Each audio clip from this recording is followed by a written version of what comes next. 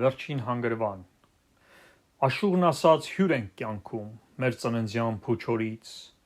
ասաց գալիս անց ենք կենում էս անցավոր աշխարից, ուր ենք գնում նա մեզ չասաց, գուցե ինքն էլ չգիտեր, ուր էլ գնանք վերջնական է, դեպի վար թե դեպի վեր, մահից հետո տեղն ու ժամը ասես արժեք էլ չունեն, մինչդեռ ամեն գնացողին շատ մեծ շուքով կճամփեն,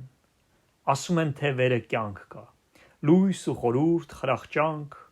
իսկ ներքևում անվերջ ցավեր, միայնություն, ափսոսանք, մենք ենք արդյոք ճամփան ընտրում, դրախտ գնանք թե դժոխք, ընտրությունը ով է տվել, ում անունից, ում կամոք, Հիսուս տվեց, Աստծու որդին, արքայազնը հաշտության, նա որ մարդ է, նաև Աստված, միակ ճամփան փրկության,